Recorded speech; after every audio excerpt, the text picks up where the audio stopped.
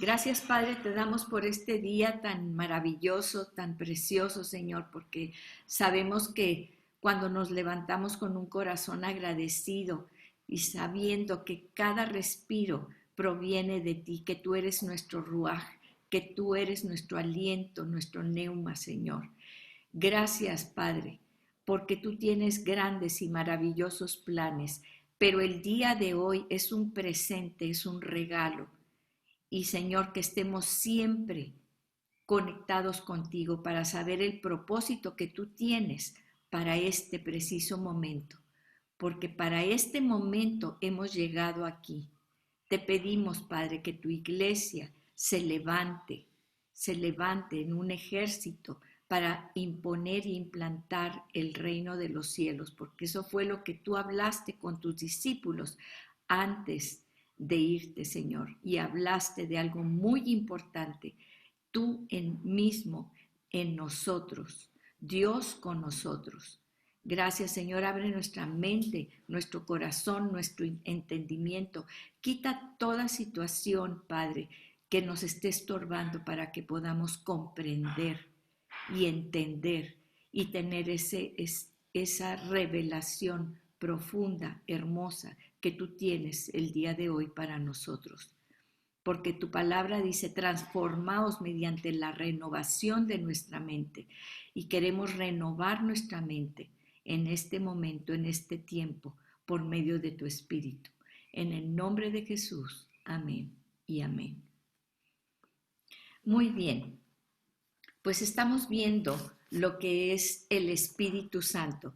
Y esta introducción ya se hizo muy larga, esta introducción, porque nunca vamos a acabar con este tema precioso, maravilloso y poderoso que es el estudio del Espíritu Santo. Pero no venimos aquí a estudiar solamente el Espíritu Santo, porque eso es para estudiar, pues sí usamos la mente, pero lo que el Señor quiere es imbuirnos en el Espíritu Santo, que sea una realidad, que vivamos nuestra vida en nuestro corazón, en nuestra mente, por medio del Espíritu Santo. Y vamos a ver precisamente en el libro de Juan. Fíjense que ya se habían escrito los tres evangelios anteriores, Mateo, Marcos y Lucas, y todos muy precisos, ¿verdad? Recuerden que Lucas prácticamente fue el último y decía, hay tantas cosas que se dicen de Jesús que yo voy a tomarlas y las voy a poner todas en orden. Y eso fue lo que hizo Lucas, ¿verdad? Cada evangelio nos presenta a Jesús de alguna manera, pero faltaba un evangelio, faltaba algo. Y quiero que sepan que 85 años después, el apóstol Juan recibe esta revelación de Dios para escribir el Evangelio de Juan. Y muchas veces decimos, vamos a empezar cuando alguien es recién convertido, que acaba de tener esa revelación de quién es Dios, quién es Jesús, quién es Dios con nosotros, su mismo Hijo encarnado. Muchas veces le decimos, ten, y les damos un Evangelio de Juan. El Evangelio de Juan es profundísimo.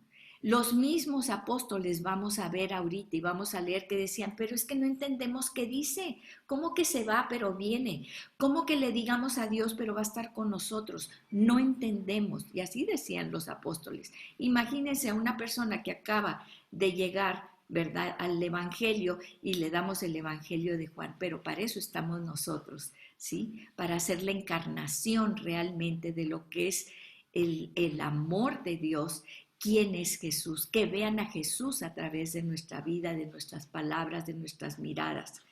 Y entonces, fíjense, es escrito hacia el año 85 por el apóstol Juan. Ahora, ¿por qué escribió el apóstol Juan esto? Porque se necesitaba alguien que fuera, él se consideraba el mejor amigo de Jesús. Y muchas veces en su evangelio él dice, el discípulo amado, y él se consideraba así. Imagínense en Juan que Juan le habla su mejor amigo, le habla, te habla a ti tu mejor amigo y te dice, ¿sabes qué? Mañana me van a juzgar y me van a ejecutar por algo que yo no hice. Y esta es la última vez que tú me vas a ver, pero te invito a que vengas conmigo a esta cena final para que la pases aquí, porque tengo cosas muy importantes que decirte. ¿Cómo irías tú? Pero ¿cómo? Mi amigo del alma, mi mejor amigo, lo van a matar mañana y quiere que esté con él en estos últimos momentos porque tiene algo importante que decirme. Pues claro que toda tu mente y todo estarían fijos en eso.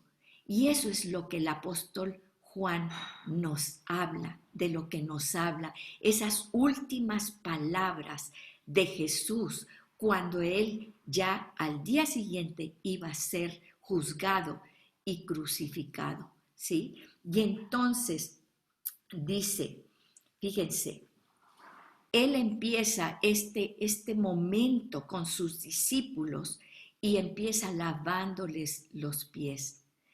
El siervo, el que vino a servir a los demás, a morir por los demás, el que fue considerado lo peor colgado en un madero, porque el que era colgado en un madero era considerado lo peor, la peor escoria del mundo, por eso los crucificaban allí. Y entonces él empieza lavándoles los pies y les dice varias cosas, ¿sí? Les dice que va a partir, pero que no se va a ir. Dice, sí, me voy a ir, pero volveré. Te digo, díganme adiós, pero yo voy a estar con ustedes. No se preocupen, me voy a ir, pero volveré. ¿Y qué decían los discípulos? No le entendemos. ¿De qué está hablando? Porque él decía, me voy al Padre, pero estaré con ustedes siempre. Y entonces él decía, es el Hijo de Dios, no entendemos qué significa esto. Y les voy a leer en el capítulo 14 para que veamos las palabras exactas de Jesús. Fíjense, dice, no se angustie, no se turbe vuestro corazón. Si creen en Dios, también crean en mí. Dice, en la casa de mi Padre hay muchas moradas. Voy pues, si no fuera así, ya se los hubiera dicho, voy pues a preparar morada para ustedes y vendré otra vez, y los tomaré a mí mismo, para que donde yo estoy, ustedes también estén. Y saben a dónde voy y saben el camino. Y claro que los discípulos, pues no sabemos a dónde vas, pues cuál es el camino, haznos un Google Maps, ponnos un croquis, ¿sí? Y entonces, ¿qué les dice Jesús? Yo soy el camino, yo soy el camino. Y entonces los discípulos decían, bueno, mira, muéstranos al Padre y con eso tenemos, aquí lo dice, ¿sí? Muéstranos al Padre, Señor, y nos basta. Y Jesús, ¿qué les dice? Ay, han estado conmigo todo este tiempo y no entienden que el que me ha visto a mí ha visto al Padre. Fíjense, o sea, soy el Padre y yo somos uno. Si tú me has visto a mí, has visto al Padre. Nadie puede ver al Padre si no es a través de mí. Imagínense, y los discípulos decían, es que, ¿cómo? ¿Cómo? Y Jesús les decía, ¿no crees que yo soy en el Padre y el Padre en mí? Fíjense, aquí está hablando de que no nada más era la imagen del Padre, es que el Padre estaba en él y él en el Padre. Y esto les va preparando porque iba a hablar Jesús acerca del Espíritu Santo, algo que ellos no podían todavía digerir. Por eso Juan se escribió 85 años después, porque les tomó 85 años a los discípulos, a Juan, el discípulo amado, esto que no entendían, palparlo y vivirlo y entender quién era el Espíritu Santo. Porque en el Antiguo Testamento era un ¿qué? ¿Qué era el Espíritu Santo? pero en el Nuevo Testamento es otro concepto totalmente diferente y lo vamos a ver en Juan, pero le tomó a Juan 85 años entenderlo. Y fíjense lo que dice: ¿no creen que yo soy en el Padre y el Padre en mí? Yo lo que les hablo no es de mi cuenta, es lo del Padre, sino que el Padre que mora en mí, Él hace las obras. Y ellos no entendían, pero ¿cómo si Dios Padre está allá, arriba? ¿Cómo que mora en ti? ¿Sí? Créanme que yo soy en el Padre, era lo que ellos no podían entender. Yo soy en el Padre y el Padre en mí. De otra manera, créenme por las mismas obras, ¿sí? Y dice, por tanto, todo lo que pidan a mi Padre, ¿en qué nombre? En mi nombre, porque Él es el que porta el Padre en sí mismo. Todo lo que pidan en mi nombre. ¿Recuerdan lo que le había dicho Ananías, sí, o Dios, obviamente, al apóstol Pablo? Vas a llevar mi nombre. Dice, todo lo que pidan en mi nombre, yo lo voy a hacer. ¿Para qué? Para que el Padre sea glorificado en el Hijo, o sea, en mí. Si algo piden en mi nombre, yo lo haré. Si me aman, guarden mis mandamientos.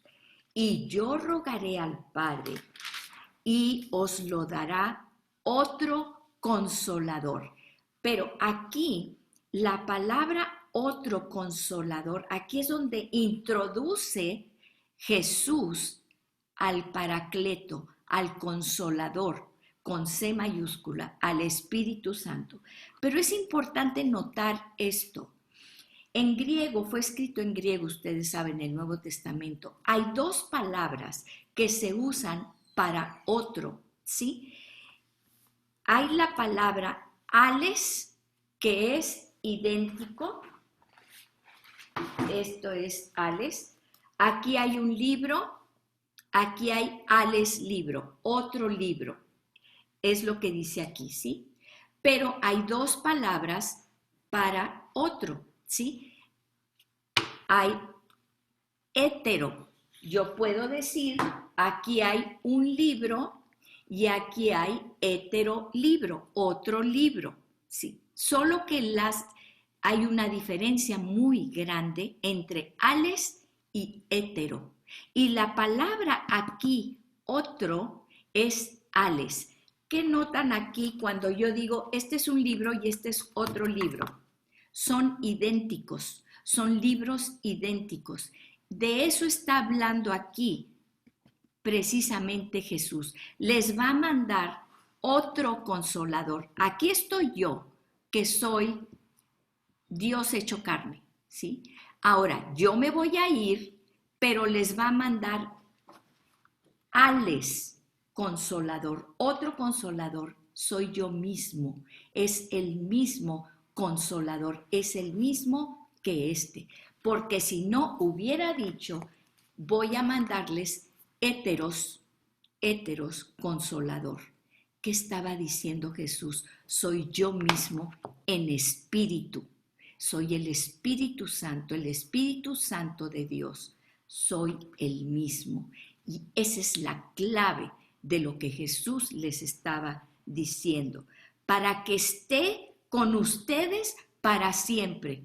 Por eso los discípulos decían, ¿cómo? ¿Te vas? ¿Pero estás con nosotros? ¿Cómo? ¿Sí? Y luego dice en el 17, Juan 14, 17, el Espíritu de verdad, y este es clave, al cual el mundo no puede recibir. ¿Por qué no puede recibir el Espíritu de verdad el mundo? Porque si no lo recibes a Él, es Él mismo. Juan 14, 17. Porque es Él mismo. Dice, porque no le ve ni le conoce, pero ustedes le conocen porque, fíjense, mora en ustedes y estará en ustedes.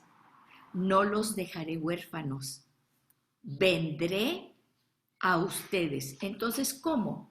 Jesús estaba diciendo que el mismo Espíritu iba a morar en ellos, pero luego él decía que iba a regresar. Entonces, ¿de qué estaba hablando? Pues no iba a permanecer en ellos. Porque yo vivo, ustedes también vivirán.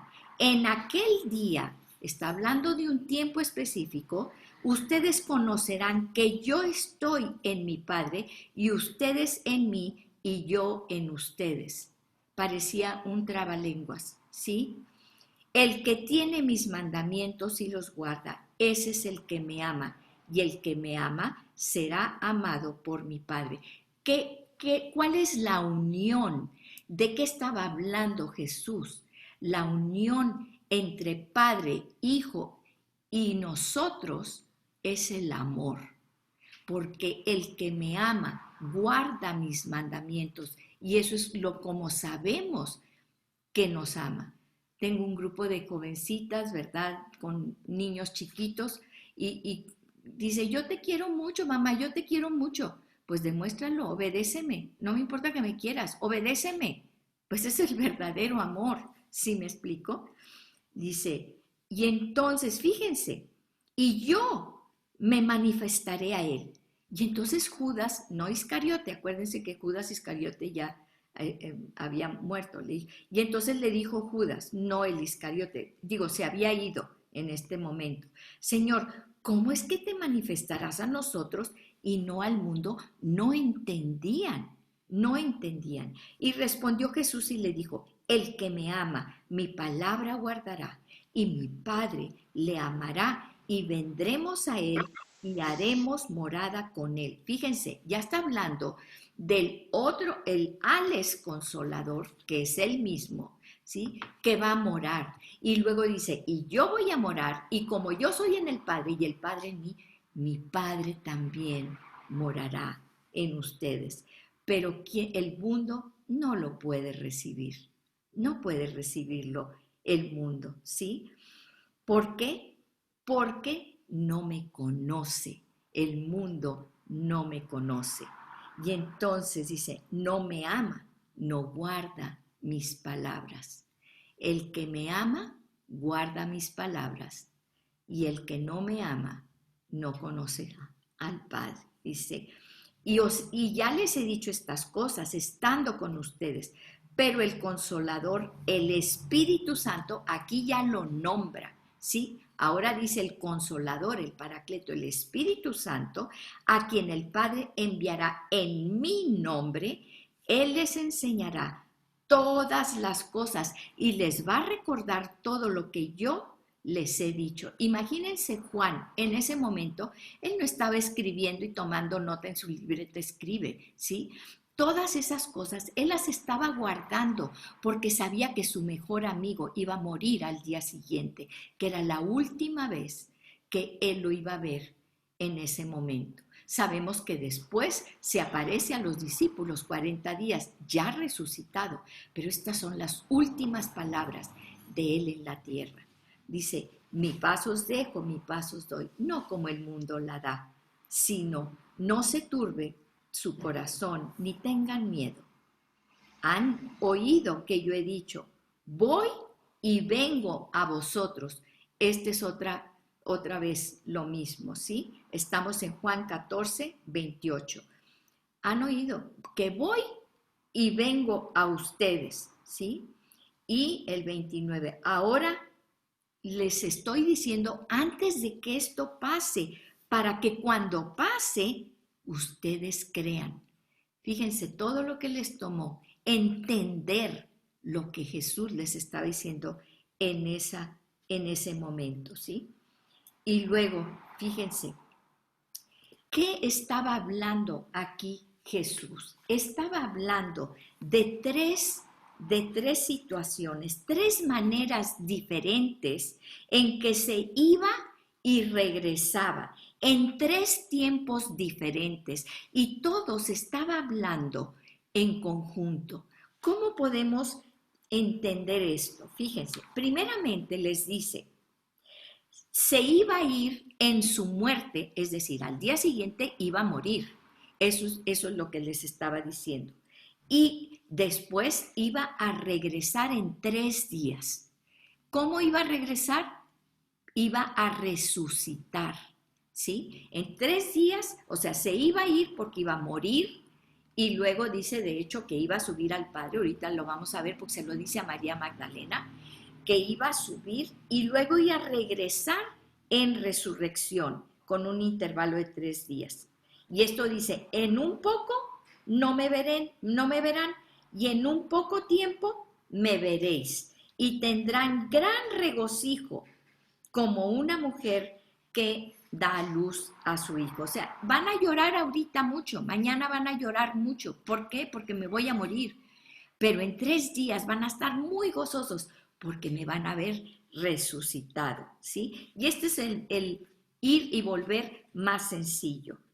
El segundo, fíjense, dice que iba a ir al cielo, al Padre, e iba a regresar a la tierra. ¿Y cuál es el intervalo? Él decía que iba a pasar mucho tiempo, ¿sí? Podían ser muchos cientos de años. Nadie sabía cuándo. Esa es la segunda vez, la segunda forma en que él se iba y regresaba. Y como decía, yo voy al Padre y regresaré para llevarlos conmigo. O sea, en esta segunda ocasión, él iba a ir al Padre, pero iba a regresar ¿para qué? Para llevarnos a nosotros con él. Esa es la segunda acepción. Y la tercera dice, en medio de ese irse, que él se va y luego regresa por nosotros para llevarnos, hay un gran misterio, ¿sí? Regresa un misterio porque dice que nunca los va a dejar. O sea, está hablando 3 veces en 3 cosas que él se va, pero en esta última es lo que los discípulos no entendían, no entendían. Y entonces decían, ¿cómo? ¿Cómo que te vas, pero no nos dejas? Y dice, fíjense, porque estaré por siempre con ustedes. Dice, en este caso no me van a ver a mí, pero yo estaré en ustedes. Y esta es la tercera forma. Se iba a ir en la carne, pero iba a regresar en Ales Consolador. El Consolador, el Espíritu Santo. Y el intervalo sería solamente de 10 días. Fíjense qué impresionante está esto. Dice, me voy a ir, pero no los voy a dejar solos. Me dicen adiós, pero ni me digan adiós, porque yo regresaré y estaré para siempre con ustedes. Y este es de lo que estaba hablando, ese misterio que los discípulos no podían comprender, ¿sí?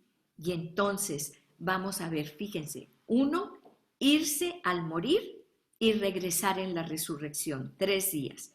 Irse al cielo con el Padre y regresar a la tierra cientos de años después para llevarnos con Él. Y en la tercera, irse en la carne, en la ascensión. Recuerdan cuando vimos en Hechos, ¿verdad? Que ellos se quedan viendo y Jesús asciende en su cuerpo glorificado, ya resucitado. Él sube y regresa.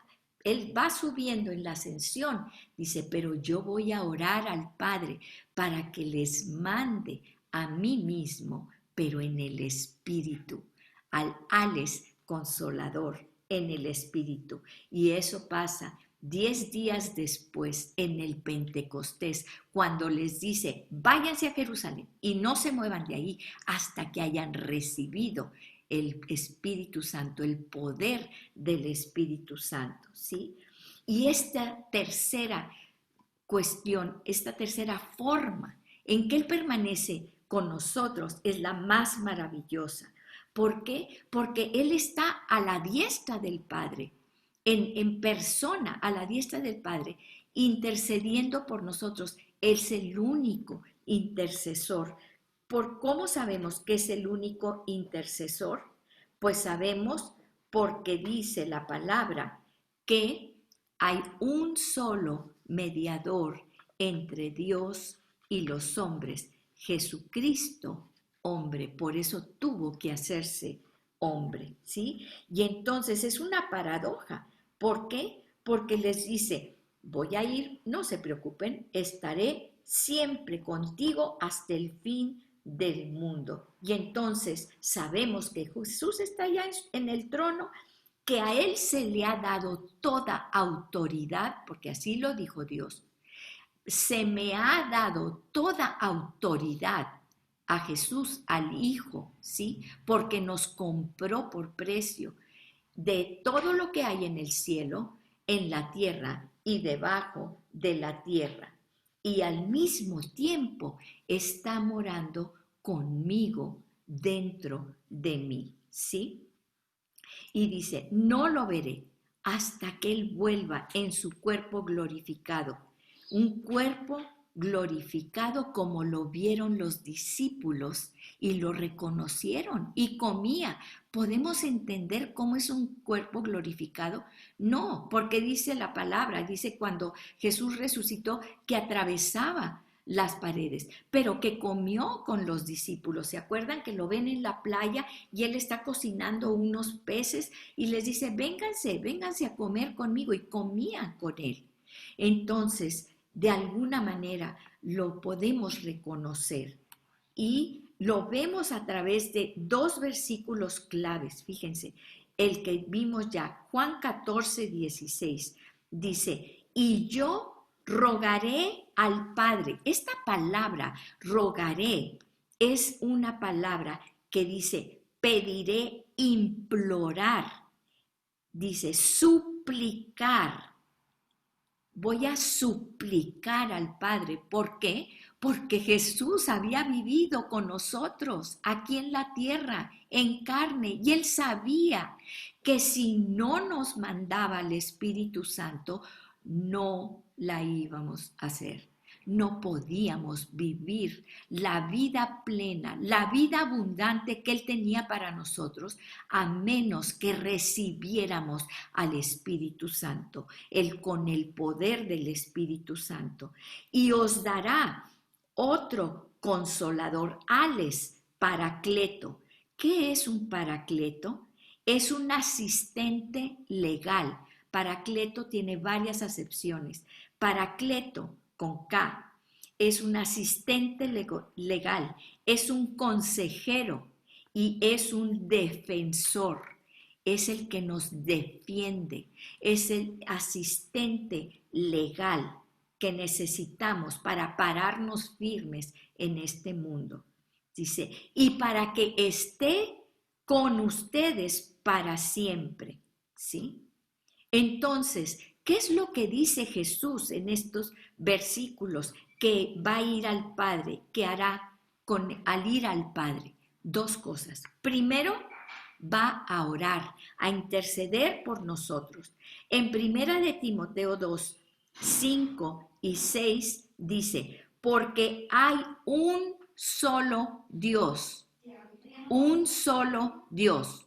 Por eso no podemos inclinarnos ante nadie, porque es el primer mandamiento de Dios, ¿sí? Dice, yo soy Jehová tu Dios, el gran yo soy, ¿sí? Y no hay dioses, otros dioses delante de mí, y no te inclinarás a ellos y no los honrarás, porque yo soy Jehová tu Dios, fuerte y valiente y celoso. Fíjense, dice, hay un solo Dios y un solo mediador, Mesites. La palabra es Mesites. Hay un solo Dios y un solo mediador entre Dios y los hombres, y es Jesucristo hombre, el cual se dio a sí mismo en rescate por todos. Cuando alguien paga un rescate por otra persona, ¿quién es el dueño de esa persona? Pues el que pagó el rescate, ¿sí? Porque pagó por su vida. Entonces nuestro dueño es Jesús. Por lo tanto, fíjese, un solo mediador, mesites. ¿Qué es un mesites? El que interviene entre dos para restaurar paz y amistad, para ratificar un pacto. Es un árbitro, es un mediador de comunicación. El único mediador, así lo dice la palabra. Esta es palabra de Dios. El único mediador es Jesucristo, hombre. Hay un solo Dios, hay un solo mediador, Jesucristo, hombre, el cual se dio a sí mismo en rescate por todos, ¿sí? ¿Y qué es mesites, mediador? Es el que interviene para restaurar la paz y la amistad, ratificar el pacto que Dios hizo con nosotros, ¿sí? Un mediador de comunicación. La segunda cosa que Jesús dijo que iba a ir una vez que fuera al Padre, que iba a hacer, es entregarnos el segundo regalo más grande y preciado que Dios nos dio. Porque nosotros decimos, nos dio a Jesucristo, su Hijo. El primer gran regalo es Juan 3:16, porque de tal manera amó Dios al mundo que ha dado a su Hijo unigénito, su único Hijo, para que todo aquel que en Él cree, y fíjate bien el verbo, no es para el que crea, es un creer presente continuo. En griego hay verbos que son presentes continuos. Nosotros no tenemos ese tiempo, ese tiempo de verbo en el español. Decimos hoy y ya mañana ya no es. No, en el griego es un presente continuo. Tú tienes que seguir creyendo día a día en Jesús. Todo aquel que en Él cree no se pierda, mas tenga vida eterna. ¿Sí? Ese es el primer gran regalo, el presente. El segundo gran regalo es el Espíritu Santo. Y muchas veces, como los niños, no sé si ustedes se han fijado, que cuando reciben los regalos y ellos quieren ese regalo que pidieron, ¿sí? Y es la caja grande y todo, y entonces los niños se abalanzan sobre ese regalo, lo abren, era lo que ellos anhelaban, lo que ellos querían, y se olvidan de el otro regalo que está allí, ¿sí? Y están como niños jugando con ese regalo, embelesados con ese regalo. Pero hay otro regalo, y muchas veces no abrimos ese segundo regalo. Y entonces, ¿cuál es ese segundo regalo? Es el Espíritu Santo, ¿sí? En el Nuevo Testamento, fíjense, el Espíritu Santo se refiere como un don. ¿Qué es un don? La palabra original de un don es algo que te regalan, que no puedes comprar, que no puedes tenerlo como beneficio de algo, ¿sí? No podemos obtenerlo por méritos. Es algo que alguien te da, es un don, un regalo. Por eso en inglés se llaman the gifts of the Holy Spirit, los regalos o los dones del Espíritu Santo. Literalmente los regalos del Espíritu Santo, ¿sí? Y se dice que lleva implicado que nos los da un benefactor. ¿Quién es un benefactor? Alguien que te da algo sin que tengas tú nada que ver con eso, no porque lo mereces, no porque tienes nada que ver con él, simplemente porque te da ese regalo, ¿sí? Entonces, otra cosa muy importante, ¿qué quiere decir consolador? Nosotros cuando dices, ay, lo voy a consolar, el niño se cayó o tenemos una amiga que tuvo una pérdida muy fuerte y entonces la abrazamos y la consolamos. ¿Saben ustedes la acepción? O sea, ¿qué significa consolador? consolador, nosotros le decimos que Dios te conforte, te consuele, que te quite el dolor cuando ya no tienes fuerzas después de la tormenta. Originalmente, escuchen bien, esto quiere decir exactamente lo contrario de eso. Y su raíz viene del latín fortis. ¿Qué quiere decir fortis? Fuerza, ¿sí? Nosotros no entendemos, bueno, ya si ya pasó la tormenta, ya estás todo lánguido, ¿verdad? ¿Qué quieres? Bueno, pues descansa, te conforta. No, no, confortador quiere decir con fuerza. Fíjense, consolador es confortis, porque es la misma palabra, consolador, confortador, ¿sí? Te conforto. Esa fortaleza la necesitas para combatir, no para descansar después de la batalla. Estás en la batalla, ¿sí? Para entrar en la batalla con fuerza. Eso es lo que significa. Es decir, el consolador te va a meter a la batalla para que la ganes, para que tengas fuerza para ganar la batalla.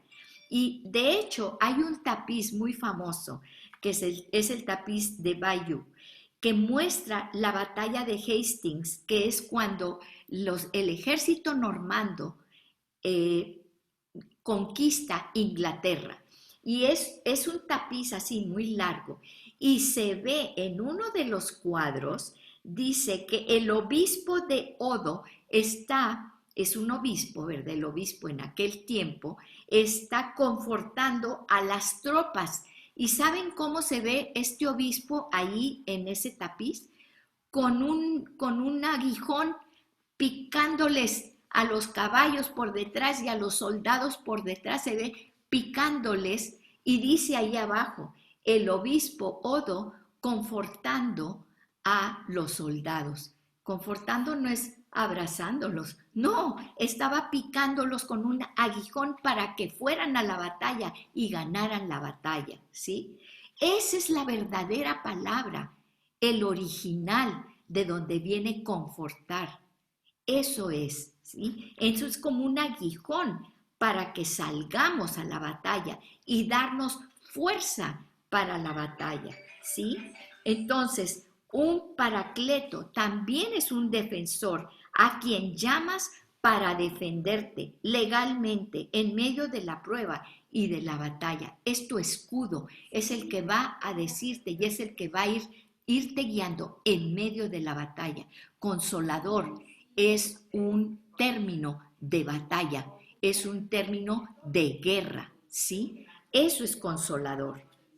Y entonces, ¿qué es lo que vemos? En primera de Pedro 1:11, perdón, dice, fíjense, perdón, en el Nuevo Testamento, en repetidas ocasiones, encontramos al Espíritu Santo, pero nombrado como Espíritu de Cristo. Entonces, ¿quién va a la batalla con nosotros?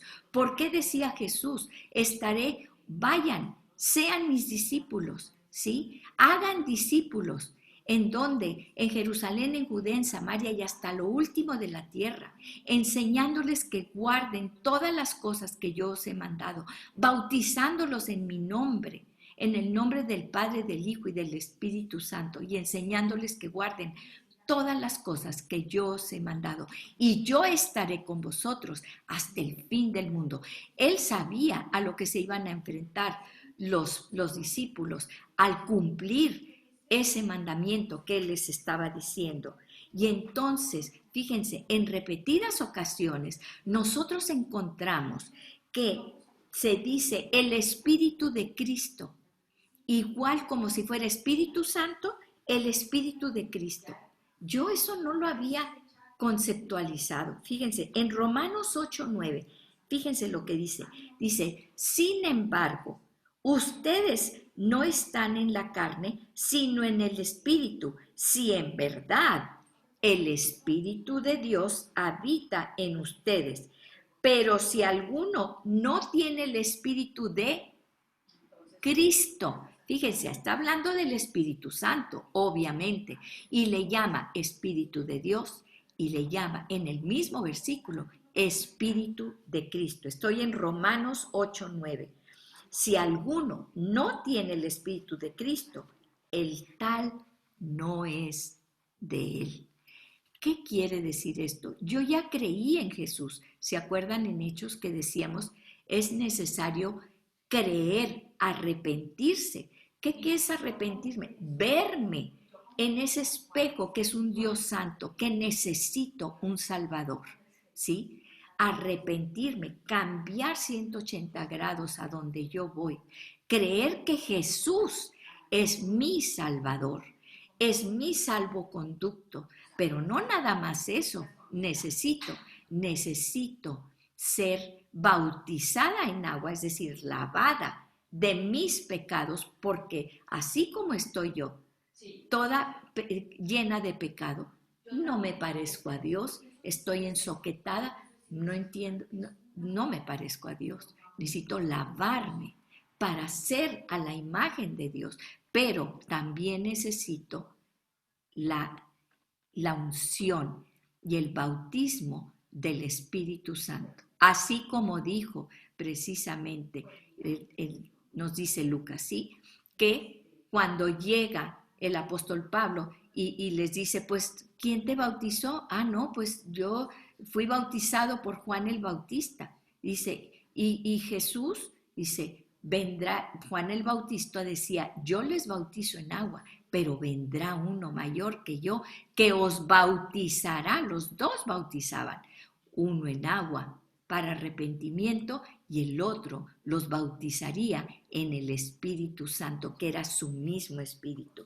Fíjense, dice en Primera de Pedro 1:11, dice, procurando saber qué persona o tiempo indicaba el Espíritu de Cristo dentro de ellos al predecir los sufrimientos de Cristo y las glorias que seguirían. Aquí también en Primera de Pedro 1:11 está mencionando específicamente Espíritu de Cristo, igual como si fuera el Espíritu Santo, ¿sí? En Gálatas 4:6 dice, y porque sois hijos, Dios ha enviado el Espíritu de su Hijo. Y porque sois hijos, Dios ha enviado el Espíritu de su Hijo. ¿Quién es su Hijo? Jesús. El Espíritu de Jesús a nuestros corazones, clamando, Abba, Padre. Hay gente que me dice, es que yo no puedo decirle Padre, yo no puedo decirle Abba, yo le digo Dios, yo le digo Diosito, yo le digo Señor, Abba, Padre. Cuando tú tienes el Espíritu del Hijo dentro de ti, es cuando tú eres también su Hijo y clamas, Papito, Abba, Padre, Papito, Padre, sí.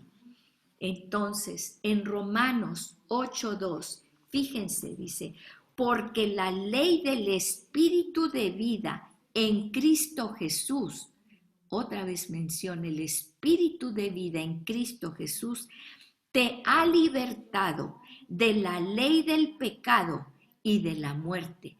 ¿Quién nos libera de ese pecado, de esa ley del pecado y de la muerte? La ley del Espíritu de vida en Cristo Jesús. Por eso lo necesitamos, porque ese Espíritu es el que nos libera a nosotros del pecado y de la muerte. Aún en el Antiguo Testamento, Isaías 11:2 dice, y reposará sobre él el Espíritu del Señor, ¿sí? Obviamente, Señor de Jesús, Espíritu de sabiduría y de inteligencia, Espíritu de consejo y de poder, Espíritu de conocimiento y de temor del Señor. Y esto lo vamos a ver. Es un solo espíritu en donde están englobados todo esto, porque es un solo espíritu. No habla de varios espíritus, ¿sí? Es un solo espíritu, pero que tiene diferentes facetas. Y aquí las nombra. Espíritu, fíjense, Él, porque dice, y reposará sobre él el Espíritu del Señor, un solo Espíritu, en el cual está englobado el Espíritu de sabiduría, inteligencia, consejo, poder, conocimiento y temor del Señor. ¿Sí? Y por eso, por todo esto, Jesús les dice en Juan 16:7, de cierto les digo que les conviene que yo me vaya, porque si no me voy, el consolador no vendría. Si no me voy, el consolador, el paracleto, el Ales, el mismo yo en espíritu, no vendría. ¿Y por qué conviene esto? Fíjense, ¿qué ventajas nos da? Nosotros sabemos que las experiencias sobrenaturales solo se darían cuando Jesús estuviera presente, ¿sí? Acuérdense de aquel romano, ¿sí? De aquel centurión que dijo, vayan, tráiganme a Jesús para que me sane a mi siervo. Y claro, o que Jesús mismo diga la palabra. ¿Qué le dijo Marta y María cuando murió Lázaro? Si hubieras estado aquí, no hubiera sucedido eso. ¿Sí? ¿Por qué? Porque Jesús estaba en la carne, aquí con nosotros. Entonces, el Espíritu Santo les dijo, estará con cada uno de ustedes. Y habían estado bebiendo y comiendo con el Espíritu Santo porque estaban con Jesús. ¿Sí? Estaría con ustedes, hay una diferencia, estaría en ustedes, porque ahí cambia todo. Dice, fíjense, hay una diferencia. Es el Espíritu de Jesús tomando su lugar dentro de nosotros, ¿sí? Yo no sé cuándo, pero bueno, todas hemos pasado tal vez por esas ilusiones románticas, ¿verdad? Cuando éramos jovencitas y, ay, nos gustaba el muchachito de el compañerito, en fin, y bueno, sentíamos mariposas y cada vez que íbamos y lo veíamos, parecía, se nos volteaban los ojitos y todo eso. Imagínense siempre con ese enamoramiento, pero tenerlo con nosotros siempre, esa ilusión que sientes para estar junto con alguien, ¿sí? Pero eso que sientes es el amor profundo, hermoso, ¿sí? Y podemos tener a Jesús con nosotros, dentro de nosotros, siempre. Y la prueba es que mayores cosas haremos. Fíjense este pasaje en que María Magdalena va al sepulcro y ella pues ve que no está Jesús, que está removida la piedra, ¿sí? Y entonces entra y ve que no está Jesús y Jesús se le aparece a ella y no lo reconoce, porque en su mente, y así muchas veces tenemos en nuestra mente ya fijo algo, se murió y se murió, ¿sí? Y lo ve y no lo reconoce hasta que habla Jesús y le dice, María. Y entonces ella reacciona y dice, Raboni, maestro, eres tú. ¿Y qué hace María? ¿Qué hace María Magdalena? Lo que haría yo, lo que harías tú. Lo pesca de los pies y no lo quiere soltar y ya lo encontré, no lo suelto, ¿sí? ¿Y qué le dice Jesús? Fíjense, dice en el versículo 17, dice, no te adhieras a mí, dice, no me toques, no me toques. Esta palabra toques es aptomai con H, H-A-P-T-O-M-I, aptomai.